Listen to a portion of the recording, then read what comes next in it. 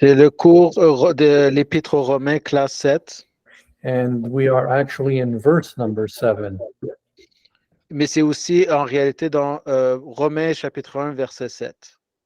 We're going to start with the last portion of the verse, which says, "Grace to you and peace from God our Father and the Lord Jesus Christ." Et nous allons commencer avec la dernière partie de Romains chapitre 1, verset 7, qui est ceci: grâce et paix à vous de la part de Dieu notre Père et du Seigneur Jésus-Christ. So, what we see from this expression is that Paul desires grace and peace to be the continuous experience for the believers in Rome. Donc, ce que nous voyons par les dernières portions de ce verset Romains 1, 7, c'est que l'apôtre Paul désire que la grâce et la paix soient l'expérience continue des croyants à Rome. And of course, for us also as believers who are studying this epistle. Incluons aussi pour nous les chrétiens qui nous faisons partie de cette expérience. It starts with grace because we are under grace, God's unmerited favor. Elle commence avec la grâce puisque nous sommes tous sous la grâce, la faveur imméritée de Dieu. And his grace is expressed by his kindness and love. Et sa grâce est exprimée par sa bonté et son amour. So we are not under the law where we must merit acceptance by God. Et nous ne sommes plus sous la loi où nous devons faire quelque chose pour mériter d'être acceptés de Dieu. You know, we were talking about memorizing, the importance of the Holy Spirit bringing back the Word of God to our mind. Tout à l'heure, nous parlions de la mémorisation des versets bibliques et le Saint-Esprit qui nous inspire par ces paroles. This is because the mind has a tendency, when we get involved in the details of life, to forget things. Ceci, c'est parce que notre pensée a tendance naturellement à oublier les paroles de Dieu avec les soucis de la vie. And what happens to a believer is that we forget that we are under grace. Et ce qui arrive à un croyant, c'est que nous oublions que nous sommes sous la grâce. And so, forgetting this, there's a natural tendency to go back to try to perform in order to please God. Sachant ceci amène le croyant à chercher à ce moment-là d'essayer d'accomplir quelque chose pour être accepté de nouveau. So, in the same way we must purpose to memorize the Word of God, we must also purpose to keep coming back to the teachings of grace. De la même manière que nous devons nous donner l'objectif de mémoriser les versets de la Bible, nous devons aussi nous donner un second objectif qui est de revenir à la grâce. We must always remind ourselves on a daily basis that we are under grace, under God's unmerited favor. Nous devons toujours nous rappeler tous les jours, constamment, que nous sommes sous la grâce de Dieu, sa grâce imméritée. And then the second word that Paul uses is the word peace. Et le second mot que l'apôtre Paul utilise, c'est la paix. Now, of course, we have peace with God, as we're going to see through the blood of Christ, and we spoke about that last night. Comme on a parlé avec le cours précédent, nous avons la paix avec Dieu et à travers le sang de Christ. But to experience peace with our mind and with our emotions, and even in our physical body, we must keep coming back to the truth of grace. Donc, mais même pour avoir la paix dans notre pensée, dans notre esprit, nous devons revenir à la vérité de notre acceptation avec Dieu par sa grâce. When our mind is fixed on the grace of God, we are experiencing peace in our soul. Quand notre pensée se souvient et se retrouve sous la canopée de la grâce de Dieu, elle est en paix dans les pensées. Being under any form of legalism will eliminate that peace, because we will feel not performing up to par. Mais si notre pensée se retrouve sous le légalisme, à ce moment, notre pensée, notre esprit ne sera plus en paix. So we must always come back to grace in order to experience peace in our mind and in our emotions and in our body.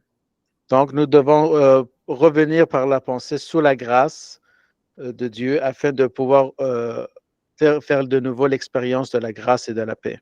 Now, our initial peace with God is brought about by the cross. Notre première expérience avec la paix avec Dieu a commencé avec la croix.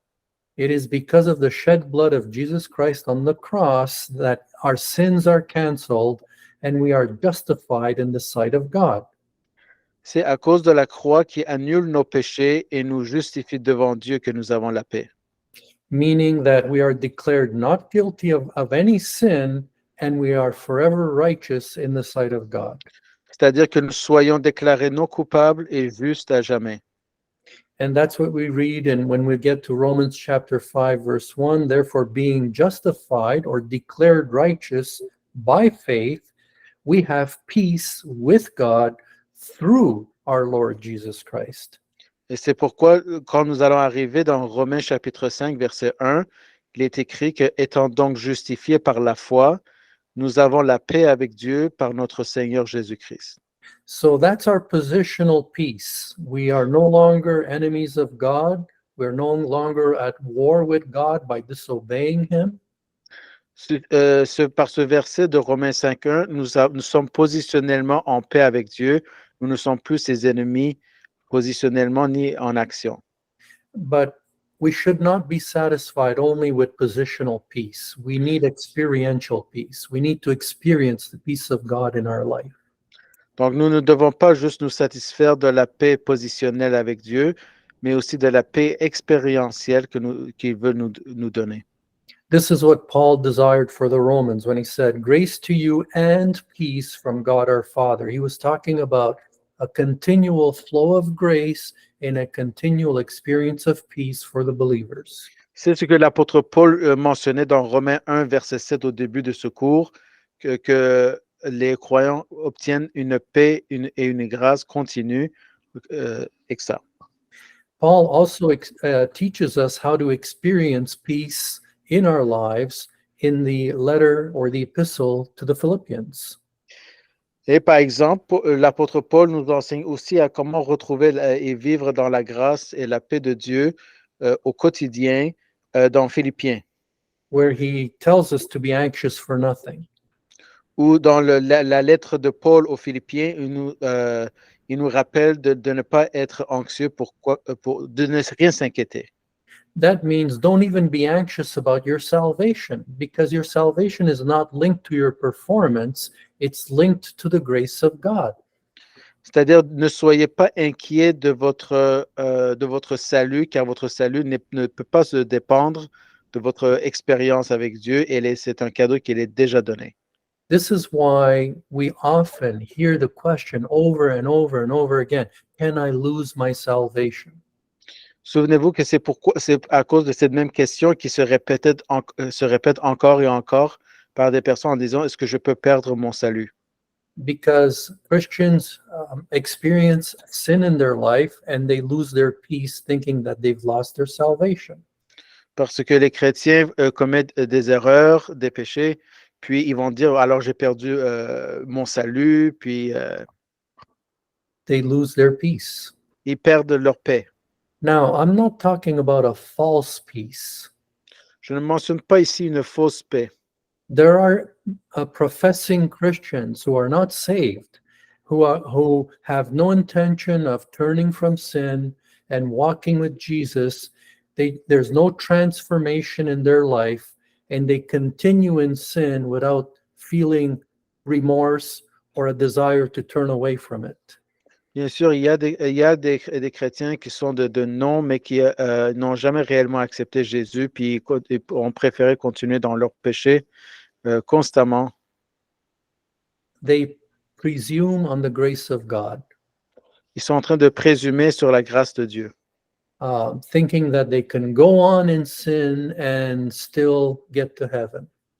En s'imaginant qu'ils n'ont pas besoin de croire à Jésus et de continuer à pécher et qu'ils iront au ciel. But that is not the case. That's a false peace. Ça, ce n'est pas ce cas-ci, c'est une fausse paix.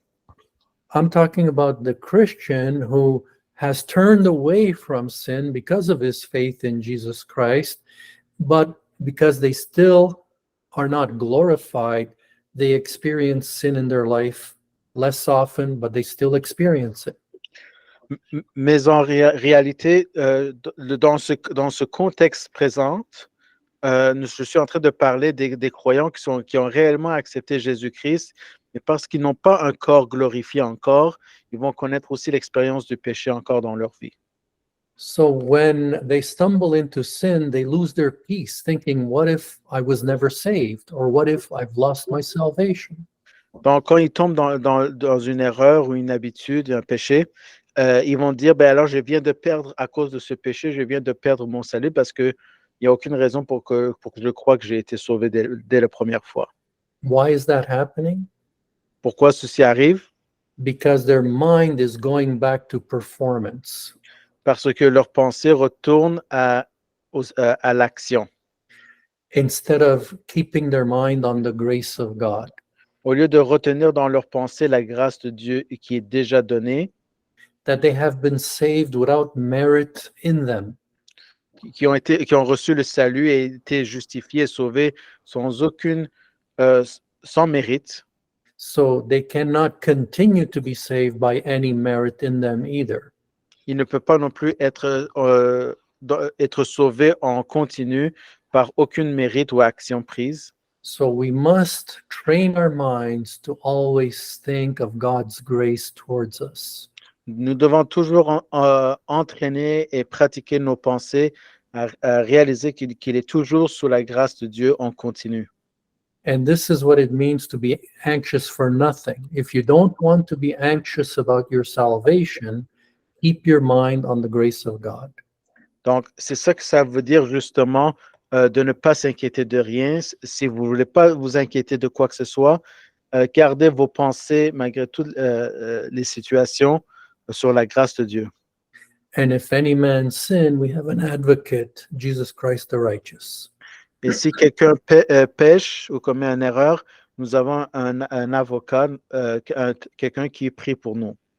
And if we confess our sin, he is faithful and just to forgive us and to cleanse us from all unrighteousness. Et si nous confessons nos erreurs et nos péchés, Jésus-Christ est juste et fidèle de nous pardonner nos péchés et de nous rétablir en lui. So to experience peace in our life, we must be anxious for nothing. So let me read Philippians 4:6. Donc, pour avoir la paix dans nos pensées, nous avons besoin de la grâce et afin de ne rien s'inquiéter, je vais vous lire dans Philippiens 4:6. Be careful for nothing, but in everything by prayer and supplication with thanksgiving, let your requests be made known unto God. Philippiens 4:6, ne prenez garde à rien, mais en toute chose, par la prière et la supplication avec action de grâce, faites connaître vos requêtes à Dieu. And the peace of God, which passes all understanding, shall keep or guard your hearts and minds through Jesus Christ. Et la paix de Dieu, qui surpasse toute intelligence, gardera vos cœurs et vos pensées par le Christ Jésus. Now, this verse also teaches us, Romans 1:7 also teaches us that grace and peace come equally from God the Father and the Lord Jesus Christ.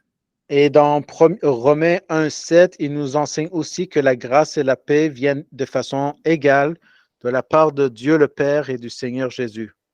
Once again, this is a verse that confirms the deity of Christ, that he is the source of grace and peace equally as the Father is.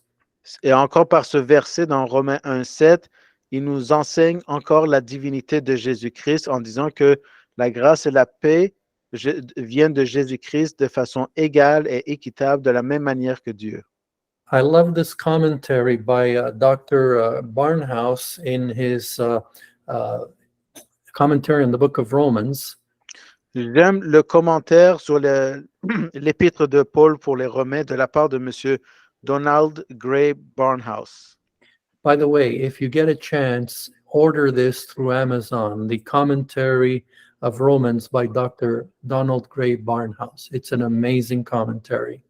Si vous avez la chance de commander sur Amazon, c'est un excellent commentateur biblique de la part de M. Donald Gray Barnhouse. We've lost your voice, Cambus. Oh, vous ne m'entendez pas? You are back. OK. Donc, si vous avez la chance de commander sur Amazon, donc je vous suggère de commandé le livre du commentateur biblique Donald Gray Barnhouse. So he says God has become the father of those who believe in Christ. Il est écrit que de la part de M. Donald que Dieu est devenu le Père de ceux qui croient au Christ. So as the Father, he is the author and source of grace and peace. Donc, il est le Père, Dieu est le Père de ceux qui croient au Christ et est l'auteur et la source de la grâce de la paix. The Lord Jesus Christ is the one who brings us grace and peace. Le Seigneur Jésus-Christ est celui qui nous apporte cette grâce et cette paix. How did he bring it? By dying on the cross for our sins, making peace for us with God.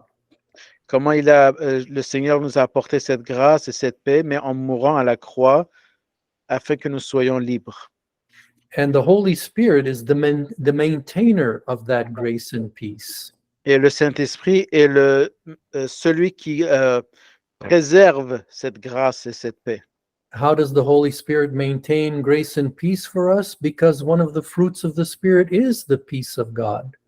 Comment est-ce que le Saint-Esprit préserve cette grâce et cette paix? C'est parce que l'un des fruits du Saint-Esprit, c'est la paix et la grâce. So when we are filled with the Spirit, we are filled with the peace of God. Quand on est rempli de l'Esprit, nous sommes remplis de la grâce et de la paix de Dieu. So we see the Trinity involved in grace and peace. Donc, nous voyons la Trinité, la Sainte Trinité, qui sont inclus tous les trois dans la grâce et la paix. The Father originates it. Le Père est le géniteur. The Lord Jesus Christ brings it to us. Le Seigneur Jésus-Christ l'amène à nous. And the Holy Spirit keeps it for us. Et le Saint-Esprit le préserve pour nous. Now, I also want you to notice that the Son of God in this verse is called the Lord Jesus Christ. Je veux que vous compreniez que dans ce verset, Romains 1:7, le Fils de Dieu est appelé le Seigneur Jésus-Christ. So we're going to see why the order of those names is given. Donc, dans ce cours, nous allons voir pour quelle raison cette expression dans cet ordre, elle est présentée par l'apôtre Paul. The first word is Lord. Le premier mot est Seigneur. It's the Greek word Kyrios. C'est le mot grec Kyrios. And it is the Greek word for Yahweh, which in Hebrew is the name of God. Et c'est la traduction du mot grec pour le nom de Dieu, Yahweh, en hébreu, qui veut dire Dieu. Secondly, we find the word Jesus. Le deuxième mot, on trouve Jésus après Seigneur. Jesus in Greek. Il est nommé Iassus en grec. And it's the Hebrew word Joshua, which means God saves. Et en hébreu, Jésus est appelé Josué ou Joshua, qui en hébreu signifie Dieu sauve. And then he is called Christ. Et ensuite, il est nommé le Jésus-Christ, je veux dire Christ. Christos, Christos en grec, which is the Greek word for Messiah in Hebrew, qui est meaning le mot, the one who is anointed. et qui est la signification du mot grec pour le mot hébreu Moshe ou Messie en hébreu qui signifie loin. Now, when we put these words in their proper order, Paul is saying that Jesus is Yahweh, our Lord and God. Donc, quand nous mettons tous ces mots dans l'ordre que l'apôtre Paul a dit, Seigneur Jésus-Christ, dans l'ordre, nous voyons que notre Seigneur est Dieu. He is our Savior, et notre Sauveur, and he is the anointed one. et il est loin. So put them all together, and what Paul is saying is that Jesus is Yahweh, the Savior Messiah. Donc, remettez tous le mot Seigneur Jésus-Christ dans son contexte hébraïque.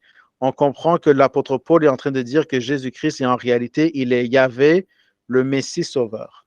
So who is Jesus Christ? Qui est Jésus-Christ? He is God in human flesh. Il est Dieu dans un corps humain. He is the Savior of mankind. Il est le Sauveur de l'humanité. And he is the Messiah of Israel. Il est aussi le Messie d'Israël. Now, there's an expression that all roads lead to Rome. Il y a une expression qu'on disait souvent de temps en temps que tous les chemins mènent à Rome. This is an expression that came about because Rome, in the time of Jesus, built highways into all the major cities. Cette expression est survenue par ce fait que les Romains avaient construit des routes dans toutes les grandes villes de Rome. This is why now we found in the time of after Jesus that there were believers in the city of Rome. C'est pourquoi qu'après la venue, la crucifixion du Seigneur Jésus-Christ, il y a des croyants à Rome. They had become believers and they moved into Rome. Beaucoup de ces gens étaient devenus chrétiens et se sont installés à Rome. Many because they were persecuted where they became believers and they had to leave or flee their city. Beaucoup parce qu'ils avaient subi la persécution dans leur ville et il n'y avait pas aucune opportunité pour eux d'y vivre là-bas. And because they had no source of income, they've lost businesses, they've lost their jobs, their homes, their farms. So they moved to Rome. Et aussi au milieu de cette persécution, ils n'avaient aucune source d'avoir ou de salaire ou de quoi vivre, donc ils devaient quitter. So now that they were living in Rome, they began to seek out other believers. Maintenant qu'ils vivaient à Rome, ils ont commencé à chercher d'autres croyants. Other believers who were persecuted and left and have settled in Rome. D'autres croyants qui avaient été persécutés et également déménagés à Rome. So this is because they wanted to establish a fellowship with those who shared a common faith. Et le but, c'était que ces croyants chrétiens cherchaient à établir une communauté chrétienne avec ceux qui partageaient la même foi commune. This teaches us what believers have in their heart, a desire to be with other believers, to fellowship with other believers. Tout ceci nous démontre que les premiers chrétiens cherchaient à avoir une relation avec d'autres chrétiens, donc pour former des communautés chrétiennes. Now we've heard it over and over. Hebrews 10:25. We are not to forsake the assembling of ourselves together, as is the manner of some, but we are to gather more often as we see the day approaching. C'est pourquoi nous avons lu dans Hébreux 10:25 que il ne faut pas oublier de se fraterniser et de rester dans la communauté des croyants, surtout quand vous voyez que le jour du Seigneur approche. But it is also a desire that we have automatically because the Holy Spirit gives us that desire to fellowship and love other believers. Mais il ne faut pas oublier que ce désir vient du Saint-Esprit lui-même qui désire que tous ceux qui ont le même esprit et la même foi soient ensemble. Now, this is how a church was formed in Rome. Et c'est de cette manière qu'une église a été formée à Rome. So, hearing the faith of these believers in Rome, Paul was motivated to go to Rome.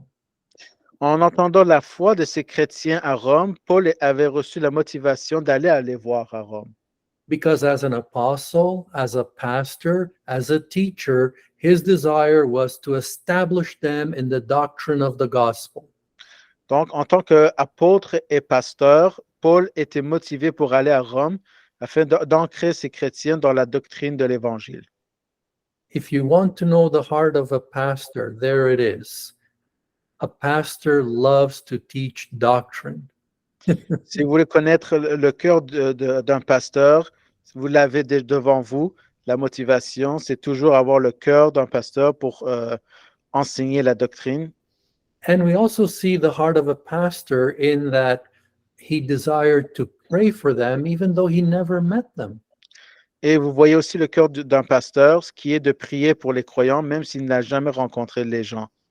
So in the next two verses, we find Paul mentioning his prayer for them. Donc, dans les deux versets suivants, nous allons trouver que Paul mentionne sa prière pour eux. In verse 8 of chapter 1, he says, "First, I thank my God through Jesus Christ for you all, that your faith is spoken of throughout the whole world." Donc, dans Romains 1, verset 8, premièrement, je rends grâce à mon Dieu par Jésus-Christ pour vous tous, car votre foi est annoncée dans le monde entier.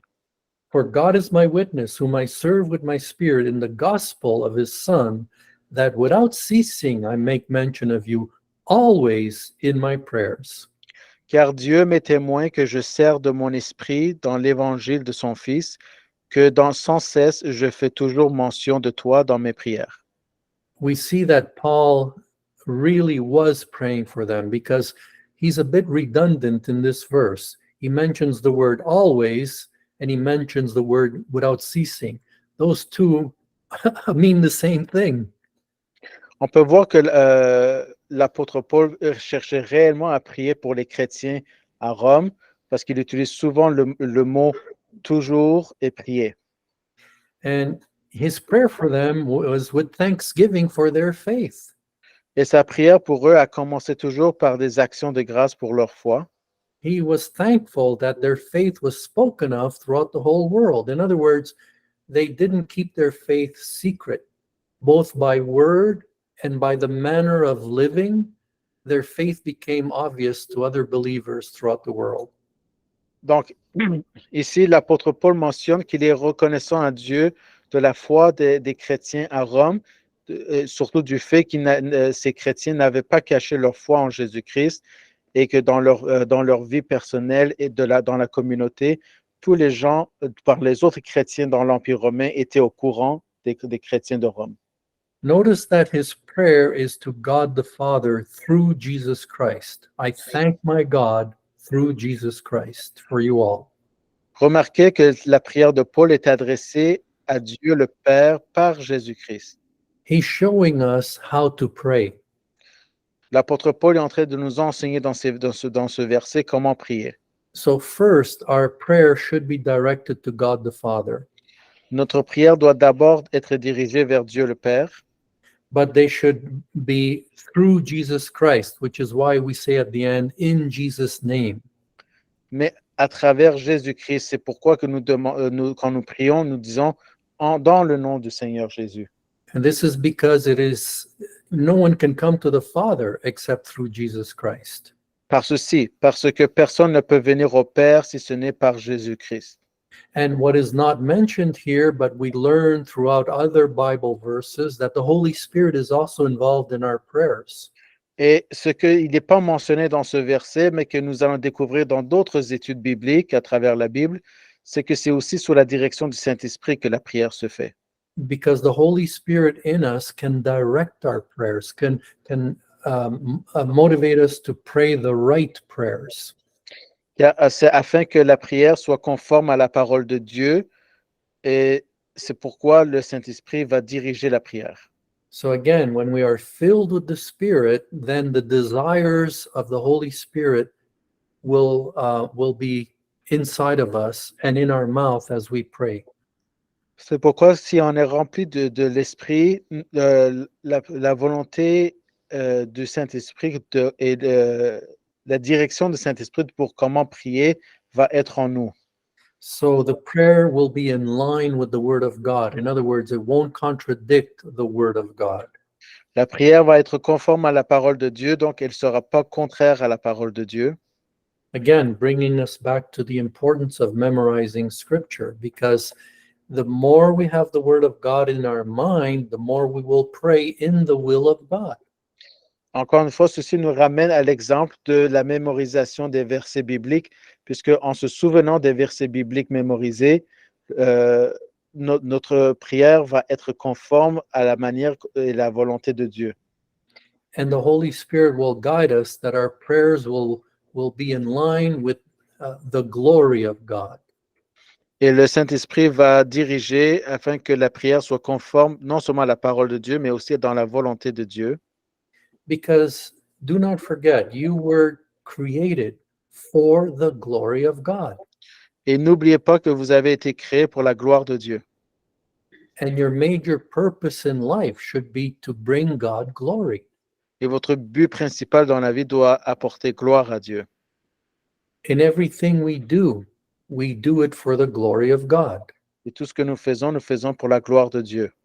So our prayers should also be for the glory of God. Donc nos prières doivent aussi être pour la gloire de Dieu.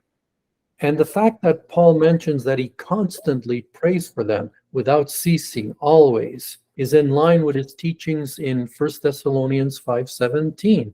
We are to pray without ceasing. Le fait que l'apôtre Paul mentionne également qu'il prie constamment pour eux, les chrétiens de Rome, ceci est en conformité à son enseignement expérientiel dans 1 Thessaloniciens 5:17, où Paul dit qu'il prie sans cesse. And Jesus also taught us the importance of being persistent in our prayer life. Et Jésus lui-même nous a aussi enseigné l'importance de la prière persévérante. Jesus often used parables to teach a truth. Et Jésus a souvent utilisé la parabole pour enseigner et juger. So for persistent prayer, he gave us the parable of the unjust judge and the widow. Pour nous enseigner une prière persévérante, il nous a donné, Jésus, la parabole du juge injuste et d'une veuve. At the end of the parable, he said in Luke 18, verse 5, "Yet because of this widow troubling me, I will avenge her, lest by her continual coming she weary me." Par exemple, dans Luc 18:5, mais parce que cette veuve me trouble, je la vengerai de peur qu'elle ne m'ennuie par sa venue continuelle. And the Lord said, "Hear what the unjust judge said." Et le Seigneur ici, au verset 6, il dit, et le Seigneur dit, écoutez ce que dit le juge inique. And shall not God avenge his own elect who cry day and night unto him, though he bear long with them? Et Dieu ne vengera-t-il pas ses élus qui crient vers lui jour et nuit, bien qu'il tarde à les supporter? Now, Jesus is not teaching us that we weary God by constantly praying the same thing over and over, trying to wear God out. Le Seigneur Jésus n'était pas en train, par ce parabole et cet exemple, de nous enseigner que nous sommes en train de fatiguer Dieu à prier constamment. This is the attitude of a little child. Gimme, mommy, gimme. Ceci, c'est plutôt une pensée enfantine d'un enfant qui demande constamment de quelque chose aux parents. No, he's saying that the unjust judge got wearied, but God does not get weary. Non, ici, l'apôtre Paul, Jésus-Christ, ici, il est en train de nous démontrer que c'est le juge injuste qui s'était fatigué, mais Dieu ne se fatigue pas. The unjust judge gave her what she wanted because he got weary, but God gives us the answer to our prayer because he is God, he is loving. Le juge humain a donné à la veuve qu'est-ce qu'elle voulait parce qu'il était fatigué, mais Dieu va donner à la personne qui prie pour lui parce qu'il est Dieu et qu'il nous aime. Jesus is actually comparing an unloving man to a loving God. Jésus est en train en réalité de comparer un homme qui est injuste avec Dieu qui est juste. If an unloving man will, because of persistence, give you what you want, how much more will a loving God pour out his answer to your prayer? Si un juge injuste répond à une demande persistante, combien plus Dieu répondra-t-il à son propre peuple élu qui le supplie constamment? Now we pray persistently to a loving God who is desirous to answer because we don't know when he's going to answer. Nous plaidons constamment à un Dieu qui nous aime parce que nous ne savons pas quand le moment est venu pour Dieu de répondre. And we're expressing the desire of our heart because if we pray persistently and we don't give up, it shows us that the desire is a real need. Mais si nous prions de façon constamment et de façon persévérante, nous sommes en train de démontrer à Dieu que c'est un besoin réel. So Paul prayed constantly for the believers in Rome because he loved them. Donc l'apôtre Paul priait constamment pour les croyants de Rome parce qu'il les aimait. How could he love people he never met? Comment pouvait-il aimer des gens qu'il n'avait jamais rencontrés encore? Because the fruit of the Spirit is love. Car le fruit de l'esprit, c'est l'amour. When we are filled with the Spirit, we love brothers and sisters, even if we've never met them. Si nous sommes nés de l'Esprit, nous allons aimer les frères et les sœurs, même si nous les avons jamais vus auparavant. Imagine traveling to another city and you bump into someone that you find out is a believer. Your heart rejoices. Imaginez que vous voyagez dans une ville étrangère ou dans une autre ville et que vous retrouvez soudainement nez à nez avec un homme ou une femme, un croyant chrétien, et vous êtes joyeux. When my wife and I went on a cruise and we bumped into a few people that we found out were Christian, they were so rejoiced to meet us, and we were so rejoiced to meet them among all the unbelievers. Par exemple, quand moi et ma femme, nous étions en vacances, nous nous sommes retrouvés à un moment donné, nez à nez avec des croyants, et eux, ils étaient joyeux et contents de nous avoir rencontrés et nous de même. You see, a proof that we are born again is that we love the children of God. Et une preuve que nous sommes nés de nouveau, c'est que nous aimons les enfants de Dieu. No matter where they are, and if we've Oh. never seen them before. Peu importe où ils se trouvent, même si nous les avons jamais vus. This is an assurance of our salvation that the Apostle John, in his first epistle, teaches us. Ceci est une preuve du fait que nous sommes nés de nouveau, qui est enseigné par l'apôtre Jean dans 1 Jean 3,14. There's two ways you can be assured of your salvation. Il y a deux façons que vous pouvez vous rassurer que vous êtes nés de nouveau. One, by the word of God, that is objective truth. Un, par la parole de Dieu, qui est une vérité objective. In other words, the word of God says, whosoever believes in the Lord Jesus Christ will be saved. C'est-à-dire, par exemple, la parole de Dieu dit, tous ceux qui mettent leur foi dans le Seigneur Jésus-Christ sont sauvés. So that gives us an assurance because we know God is not a liar, his word is truth. Nous savons que ceci est réel et c'est de la vérité parce que Dieu n'est pas un menteur, il ne nous ment pas. So that is objective assurance. C'est une assurance objective. Then there are subjective assurance that we experience. Et il y a le côté rassurant subjectif. When we love other believers, we are receiving an assurance that we are born again. Quand nous nous mettons à aimer ceux que nous n'avons jamais connus, les autres croyants, ceci est une preuve subjective que nous sommes nés de nouveau. That's what John says in 1 John 3:14. We know that we have passed out of death into life because we love the brethren. He that loveth not his brother abides or remains in a state of death. C'est pour ça qu'il est écrit par l'apôtre Jean dans 1 Jean 3,14. Nous savons que nous sommes passés de la mort à la vie parce que nous aimons les frères. Celui qui n'aime pas son frère chrétien demeure dans la mort. So this is a valuable lesson for us to pray not just for believers in our local church, Ceci est une leçon précieuse pour nous de prier pas seulement pour les croyants de notre assemblée locale, but even for believers in other cities and other countries. Like we've been asked sometimes to pray for Iran, the believers there, or sometimes the believers in China. mais aussi pour les croyants dans les autres villes et pays, de la même manière qu'on nous a demandé de prier pour les croyants en Iran et en Chine, par exemple. So our prayer should be worldwide, not just local. Donc, nos prières constantes ne doivent pas être locales, mais aussi internationales. So as we mentioned before, this group of believers in Rome was a result of believers having moved to Rome.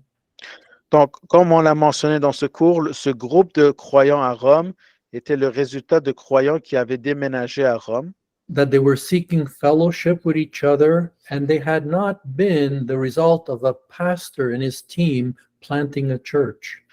qui se cherchaient à se fraterniser ensemble et n'avaient pas été le fruit d'un pasteur ou de son équipe. Which means they were without a local pastor for now. Ce qui veut dire que ces chrétiens de Rome étaient sans un pasteur depuis tout ce temps. They needed to be taught Bible doctrine. Ils avaient besoin d'être enseignés les doctrines de la Bible. It's God's design that every church should have a pastor teacher. C'est la volonté de Dieu que chaque communauté chrétienne, chaque église ait un pasteur. In Ephesians 4:11, we read, "And he gave some apostles and some prophets and some evangelists and some pastors and teachers for the perfecting of the saints, for the work of the ministry, for the edifying of the body of Christ."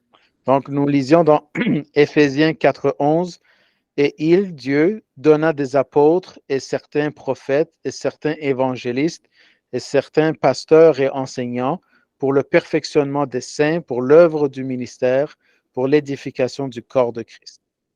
The word there, pastors and teachers, is actually pastor-teacher. Et le mot ici pour pasteur et enseignant, c'est en réalité un seul mot, pasteur-enseignant.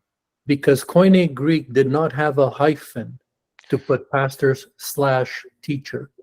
Parce que dans la langue grecque koiné de la Bible, il y a le tiret entre deux, qui joint deux mots n'existe pas. You have the Granville-Sharp rule of grammar that when in Greek you have the word and between two nouns, it means the one person. Pastor and teacher is one person. C'est pourquoi que ici, à partir de grec koiné, les deux mots sont en réalité, ça semble par la traduction séparé, mais en réalité, c'est un seul mot composé de deux mots. Because every pastor has been given by the grace of God the gift of teaching. Car tous les pasteurs est donné par la grâce de Dieu pour être enseignants bibliques aussi. So this is why in the epistle to Titus, Paul wrote in verse 5, "For this cause left I thee in Crete, that thou shouldst set in order the things that are wanting, and ordain elders." Elders is another word for pastor. Ordain elders in every city as I had appointed thee. C'est pourquoi nous lisons aussi par l'apôtre Paul à Tite 1, verset 5.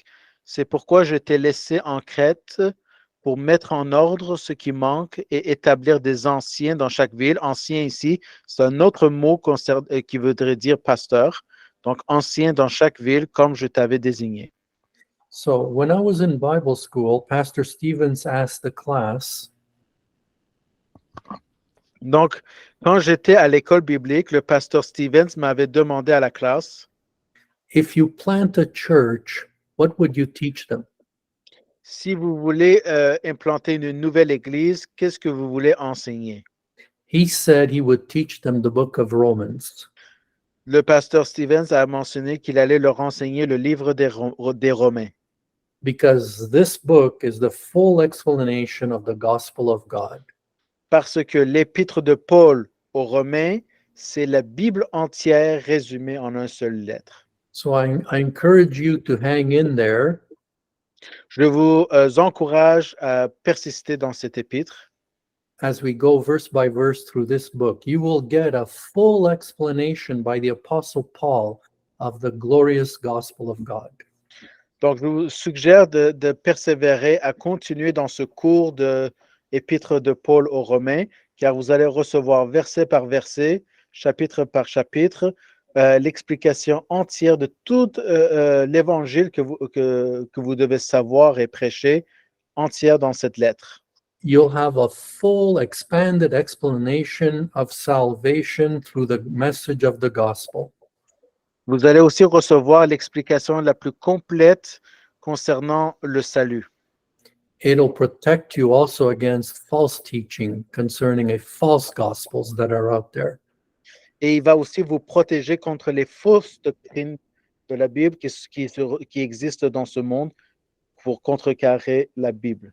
And it will teach us about the person of Christ, who he is, and about his finished work on the cross.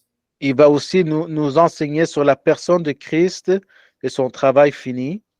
And that his person and his work will be our only hope of salvation. Que la personne de Christ et son travail fini soient notre seul espoir de salut. And it will also emphasize or teach us, along with the other epistles, that once we are saved, we should be under a pastor teacher.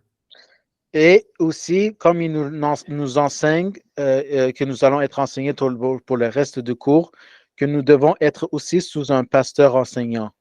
because we must not only understand the gospel, but we must understand how to live by the word of God. Nous ne devons pas seulement comprendre l'évangile qui nous a sauvés et que nous allons prêcher, mais aussi d'apprendre à vivre dans sa vérité. Let's pray. Prions. So, Father, we thank you for this beautiful truth you are giving us, Père, nous te remercions pour cette vérité merveilleuse que tu nous as donnée, that grace and peace come from God, que la grâce et la paix viennent de Dieu, and that it is your desire for us to experience it on a daily basis. et que c'est ta volonté que nous fassions cette expérience de façon continue, As we keep going back in our mind on a daily basis to your teaching of grace, malgré que nous savons que nous devons constamment revenir à ta grâce de façon mentale chaque jour. and so we pray that this class has blessed the hearts of the hearers. Donc, nous te prions que ce cours ait touché le cœur de tous ceux qui ont entendu. In Jesus' name, Dans le nom de Jésus. amen. Amen. All right, praise God.